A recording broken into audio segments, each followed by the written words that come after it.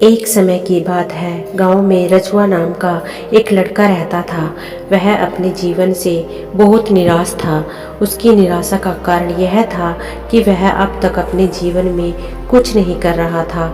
उनके माता पिता उन्हें ताना मारते थे कि तुम्हारे सभी दोस्त कुछ न कुछ कर रहे हैं, लेकिन तुम अभी तक घर पर ही बैठे हो। अक्सर दोस्तों के बीच भी उनका मजाक उड़ाया जाता था। जब वह कहीं जाते थे तो लोग उनसे पूछते थे कि आप क्या कर रहे हैं। उन्हें यह बताने में भी शर्म आती थी कि वह कुछ नहीं करते हैं। धीरे धीरे उन्होंने रिश्तेदारों के यहाँ जाना और लोगों से मिलना जुलना बंद कर दिया। अब वह ज्यादातर समय घर पर ही रहता। वह अकेले रोता और भगवान को कोसता और अपनी किस्मत को दोष देता। अब उसे अपना जीवन बोझ लगता। कभी कभी वह सोचता कि जब वह कुछ करने के लायक नहीं है तो उसके जीवित रहने का क्या फायदा, उसे मर जाना चाहिए। एक दिन वह अपने गांव की एक सड़क से गुजर रहा था। तभी उन्होंने एक उपदेशक को दुख पर उपदेश देते हुए देखा। वह भी उसी भीड़ में सबसे पीछे बैठ गया और सन्यासी का प्रवचन सुनने लगा। उपदेशक कह रहे थे कि दुख एक सन्यासी की तरह है जो हमें जीवन की सच्चाई दिखाता है और हमें जीवन जीने का सही तरीका सिखाता है। यदि आप चाहे तो आप भी अपने गुरु से जीवन जीना सीख सकते हैं। दुख और आप चाहे तो बैठकर उसी गम में डूबकर रो सकते हैं। रजुआ भी ये सारी बातें ध्यान से सुन रहा था, लेकिन उसे ये सारी बातें पसंद नहीं आई। उन्होंने खड़े होकर कहा कि कुछ भी सिखाने से उदासी दूर नहीं होती। दुख ही दुख देता है। दुख की पीड़ा अनंत है। ऐसा लगता है जैसे इसके बाद कुछ नहीं होने वाला, कुछ मिलता नहीं। मौत भी इसके सामने छोटी लगती है। उपदेशक ने कहा, फिर तुम्हें क्या दुख है? रजुआ ने उसके सामने अपना सारा दुख कह सुनाया और पूछा, क्या तुम्हारे पास मेरे दुख का कोई उपाय है? यह सुनकर सन्यासी मुस्कुराए और बोले, जिस दिन तुम्हारे जीवन में सचमुच दुख हो उस दिन तुम मेरे पास आना। मैं तुम्हें तुम्हारी समस्या का समाधान अवश्य करूंगा।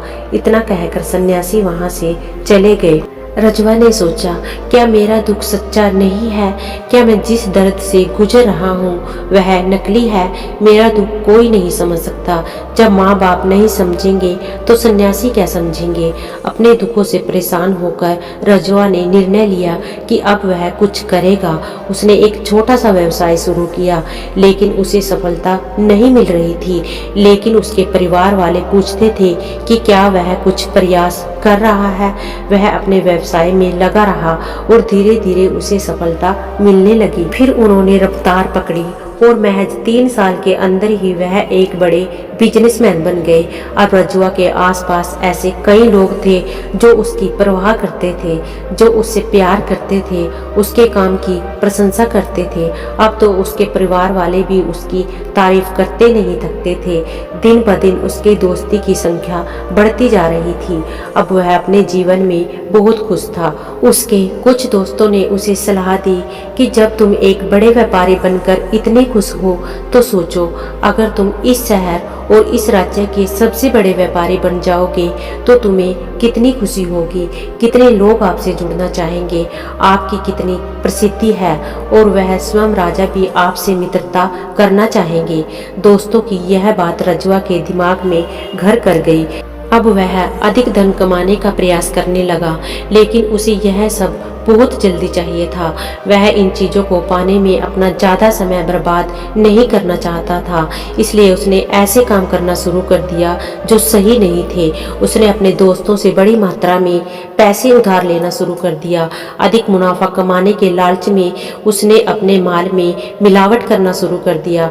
उसने अन्य व्यापारियों के खिलाफ भी साजिश रची और उन्हें डराया धमकाया। वह वैसा ही करता था जैसा उसके दोस्त उसको कहते थे। वह इन तरीकों से अधिक पैसा कमा रहा था, लेकिन अब उसके जीवन में कोई शांति नहीं थी।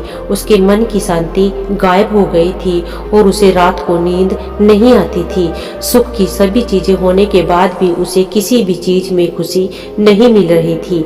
एक दिन रजुआ अपनी गाड़ी से कहीं जा रहा था, तभी उसे रास्ते में उपदेशक का आश्रम दिखाई दिया। वह रुक गया और गुरु के पास गया और बोला, संत आपने मुझसे कहा था कि जब मेरे जीवन में सच्चा दुख आए तो मेरे पास आ जाना। अब मैं बहुत दुखी हूँ, मेरी रातों की नींद उड़ गई है, मुझे कहीं भी शांति नहीं मिलती। इस प्रकार रजवा ने संत को अपनी सारी समस्या बताई। गुरु बोले, जब तुम मुझसे पहली बार मिले थे तब भी कुछ दुख में थे, तुमने क्या सीखा उस दर्द से? रजवा ने कहा, मैंने सीखा कि सिर्फ सोचने और चिंता करने से कुछ नहीं होता। अपनी सोच को साकार करने के लिए कार्रवाई करनी जरूरी है और सिर्फ काम करने से कुछ नहीं होता। अपने काम को अंतिम चरण तक ले जाना भी जरूरी है। चाहे रास्ते में कितनी भी कठिनाइयां आए, मन कितना भी निराश हो, कितना भी लगे कि अब कुछ नहीं होने वाला, तभी यकीन मानिए कि जो भी कर रहा हूँ उसमें सफल जरूर होऊंगा। लोग सिर्फ सफल लोगों की इज्जत करते हैं, चाहे कोई कितना भी अच्छा क्यों ना हो। लोगों की नज़रों में वह हमेशा बोझ ही होता है। यह सब सुनकर उपदेशक मुस्कुराए और बोले, यह वास्तविक दुख नहीं है। जब आपके जीवन में वास्तविक दुख हो तब मेरे पास आओ, मैं इसे ठीक कर दूंगा। रजवा ने जाते समय ऋषि को सोने के सिक्कों से भरा एक बर्तन दिया। घड़े को देखकर सन्यासी ने कहा कि यह मेरे किसी काम का नहीं है, उसे इस पेड़ के नीचे दबा दो। ऋषि के कहे अनुसार रजवा ने घड़े को पेड़ के नीचे दबा दिया और वहां से चला गया। कुछ दिनों तक व्यापार अच्छा चलने लगा, लेकिन बिजनेस के गलत तरीकों के कारण धीरे धीरे उन्हें बिजनेस में घाटा होने लगा। उसकी सारी संपत्ति धीरे धीरे खत्म होने लगी और एक दिन ऐसा आया जब उसके पास कुछ भी नहीं बचा और वह कर्ज के बोझ में दब गया। लेकिन वह निश्चित था, क्योंकि उसने अपना सारा कर्ज अपने दोस्तों से ही लिया था। उसने सोचा था कि उसके दोस्त बुरे समय में उसका साथ देंगे, लेकिन ऐसा कुछ भी नहीं हुआ। बुरा वक्त आते ही दोस्त सबसे पहले उससे उधार मांगने लगे। कर्ज न लौटाने पर उन्होंने उसे जान से मारने की धमकी दी। उसके सभी शुभचिंतकों और प्रियजनों ने उससे मुंह मोड़ लिया। उसके दोस्त जो उसके साथ मौज मस्ती करते थे अब उससे दूर भाग रहे थे। उसके परिवार वाले उसकी गलतियां और कमियां गिनाने लगे। उसकी सारी संपत्ति नीलाम हो गई और उसके पास कुछ भी नहीं बचा। रजुआ में गहरी उदासी छा गई। उसके आसपास कोई नहीं था जो उसका दुख समझ सके, जो उसे संभाल सके। लोगों के इस धोखे से वह अंदर ही अंदर टूट गया था। सोचने लगा कि अब जीने का क्या मतलब, अब तो मौत ही सहारा है। वह आत्महत्या करने के लिए पहाड़ी पर गया। तब उसे याद आया कि सन्यासी ने उससे कहा था कि जब तुम्हारे जीवन में कोई वास्तविक दुख हो तो मेरे पास आना। रजवा ऋषि के पास गया और अपनी सारी व्यथा बताई। आंखों में आंसू भरते हुए उसने कहा, ऋषि कृपया मेरे दुख का निवारण करें। सन्यासी ने कहा कि जब तुम्हें जीवन में वास्तविक दुख हो तो मेरे पास आना, मैं उसे अवश्य ठीक कर दूंगा। रजवा ने कहा कि इस समय मेरे जीवन में जो हो रहा है वह दुख नहीं है, आखिर वास्तविक दुख क्या है? ऋषि, सबसे पहले आप मुझे बताओ, तुमने अपने कष्ट से क्या सीखा? रजवा ने कहा, मैंने सीखा है कि जो लोग हमारी सफलता और प्रगति के कारण हमारे जीवन में आए वो निश्चित रूप से हमें धोखा देंगे, क्योंकि वो बुरे समय में हमारे साथ नहीं खड़े होंगे। वे केवल हमारा फायदा उठाएंगे, अच्छे समय में और बुरे वक्त में हमारा हाथ छोड़ देंगे। भरोसा उन्हीं लोगों पर करो जो हमारे बुरे वक्त में हमारा साथ देते हैं, लेकिन ऐसे लोग बहुत कम होते हैं। लेकिन जिनके पास होते हैं उन्हें उनकी कदर करनी चाहिए, उनका अपमान नहीं करना चाहिए। मैंने यह भी सीखा कि कभी भी किसी के खिलाफ साजिश नहीं करनी चाहिए। अपना काम ईमानदार और धैर्य से करना चाहिए, कभी भी लालच नहीं करना चाहिए। अपने सारे दुख और अनुभव सुनाने के बाद रजवा आंखों में आंसू लेकर ऋषि के सामने बैठ गया। कुछ देर बाद साधु उठे और पेड़ के नीचे गड्ढा खोदकर घड़ा निकाल लिया जो सोने के सिक्कों से भरा हुआ था। उसने उसे रजवा को दे दिया और कहा कि जब तुम्हारे जीवन में वास्तविक दुख हो तब मेरे पास आना। रजवा ने अपने सन्यासी को धन्यवाद दिया और उन्हें प्रणाम किया और चला गया। उसने उन पैसों से एक छोटा सा व्यवसाय शुरू किया। अब वह भी खुश था। उसने लगन और ईमानदारी से अपना व्यापार जल्द ही अपने शहर का एक बड़ा व्यापारी बन गया। उसका जीवन खुशियों और सुविधाओं से भरा था। लेकिन कोई कितना भी अच्छा क्यों ना हो, कितना भी अच्छा दान पुण्य करता हो, लोगों की मदद करता हो, लेकिन जीवन में दुख तो आता ही है। तो रजवा के जीवन में भी दुख आता है। अपने माता पिता की मृत्यु के रूप में उन दोनों की मृत्यु एक ही दिन हुई थी। रजवा अपने माता पिता से बहुत प्यार करता था, इसलिए उनकी मृत्यु से वह बहुत दुखी हुआ।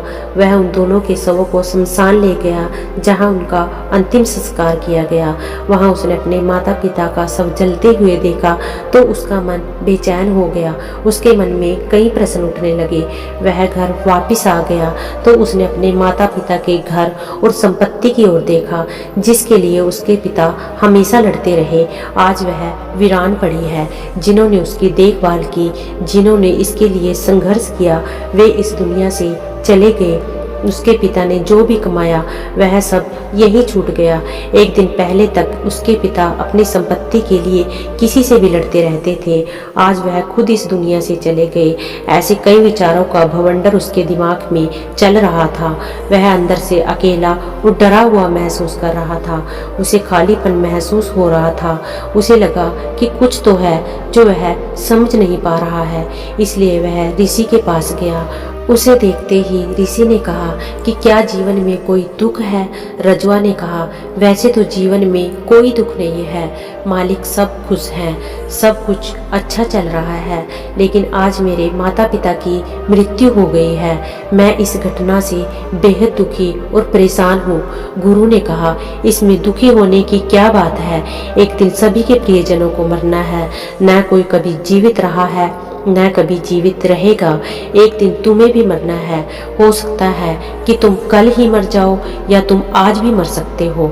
रजवा ने कहा, आप क्या कह रहे हैं मास्टर? मैं भी मर जाऊंगा, लेकिन मैं अभी जवान हूँ। गुरु ने कहा कि हर कोई इस भ्रम में जी रहा है कि मौत केवल दूसरों को आती है, बड़े लोगों को आती है, लेकिन जवान बूढ़ों से पहले मर जाते हैं, बच्चे मर जाते हैं। मृत्यु का किसी भी उम्र से कोई लेना देना नहीं है, यह सभी को प्रभावित करती है। गुरु के ये शब्द रजवा के दिमाग में घुस गए और वह चुपचाप चला गया, लेकिन उसका मन अभी भी बेचैन था। वह खालीपन महसूस कर रहा था। वह सारा दिन अपने बारे में ही सोचता रहा कि वह कौन है, इस दुनिया में क्यों आया। क्या जीवन का लक्ष्य सिर्फ चीज़ों का उपभोग करना और मर जाना है? कई सवाल उसके मन में लगातार उठ रहे थे, लेकिन उसे अपने किसी भी प्रश्न का उत्तर नहीं मिल पा रहा था। उसका दुख दिन ब दिन बढ़ता ही जा रहा था। तभी कुछ दिनों के बाद फिर गुरु के पास पहुंचा और बोला कि गुरुजी, मैं बहुत दुखी हूँ, क्योंकि मैं नहीं जान पा रहा हूँ कि मैं कौन हूँ और मैं इस संसार में क्यों आया हूँ।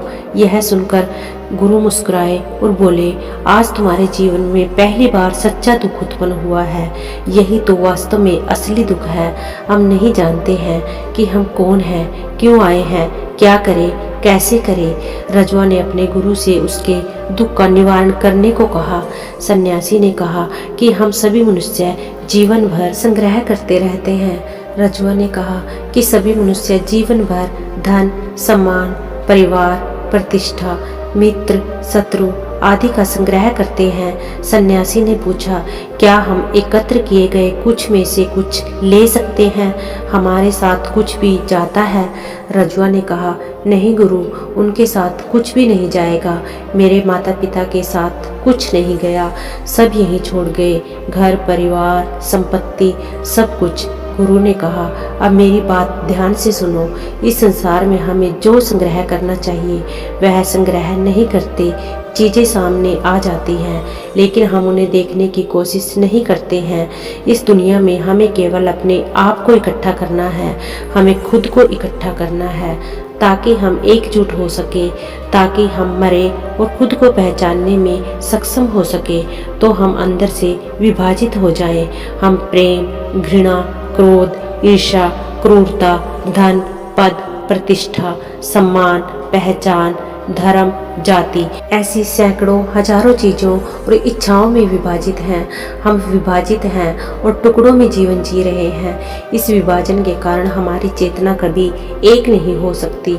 हमारी चेतना शक्ति बिखरी हुई है, इसलिए हमारे पास इतना समय नहीं है, इतनी ऊर्जा नहीं है कि हम पलटकर अपने भीतर देख सके।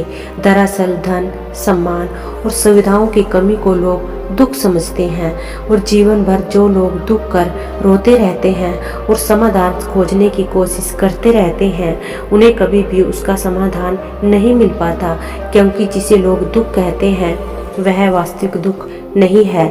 यह सिर्फ एक आदमी की इच्छा है, उसकी इच्छा है जो अपूर्णीय है, इसलिए यहाँ व्यक्ति को कभी दुख नहीं मिला। ऐसे दुखों का समाधान इसलिए इन सब से परे। यदि आप अपने दुखों को अंतिम समाधान चाहते हैं तो सबसे पहले अपने आप को इकट्ठा करें, अपनी ऊर्जा को इस दुनिया से हटा दें और इकट्ठा करें और खुद पर ध्यान केंद्रित करें। खुद पर ध्यान केंद्रित करें, मौत से पहले खुद को जाने, बिखरे नहीं। रजवा ने कहा, तो गुरु, चाहे हम इस दुनिया को छोड़ दें, अपनी सभी इच्छाओं को मार देना चाहिए, किसी से प्रेम नहीं करना चाहिए, धन का संग्रह नहीं करना चाहिए, सम्मान की आशा छोड़ देनी चाहिए। सन्यासी ने कहा, बिखरे हुए मनुष्य से भावनाएं, इच्छाएं ऐसे ही निकलती हैं जिस प्रकार पहाड़ से गिरता हुआ पत्थर, जिस पर पहाड़ का कोई वश नहीं होता सिवाय देखने के, परेशान होने के और कुछ खोने के। उसी प्रकार बिखरे हुए मनुष्य की इच्छाएं अनियंत्रित और कष्टदायक होती हैं। उसका अनियंत्रित मन इच्छाएं और कल्पनाएं करता रहता है और इससे दुख होता है। लेकिन जब कोई व्यक्ति एकत्रित हो जाता है तो वह जो कुछ भी करता है वह उसके नियंत्रण में होता है, फिर उसकी इच्छा से इच्छाएं भी उत्पन्न होती हैं। रजवा ने कहा, आपने मेरे सच्चे दुख का निवारण कर दिया, बहुत बहुत धन्यवाद। अब मैं खुद को संभालने की कोशिश करूंगा। सन्यासी ने कहा कि मानव शरीर में ऊर्जा और शक्ति बहुत है, लेकिन वह बेकार के कामों में बटा हुआ है, बेकार की चीजों में लगा हुआ है। यह ऐसा है कि जैसे एक बहुत शक्तिशाली मशीन एक बच्चे के हाथ में दे दी गई है और वह बिना सोचे समझे और बिना किसी नियंत्रण के अपनी शक्ति बर्बाद कर रहा है। इसलिए अपनी चेतना की शक्ति पर ध्यान केंद्रित करें और उसे इकट्ठा करें। रजवा को अपने सवालों का जवाब मिल गया। उसने अपने गुरु को धन्यवाद कहा और चुपचाप वहां से चला गया।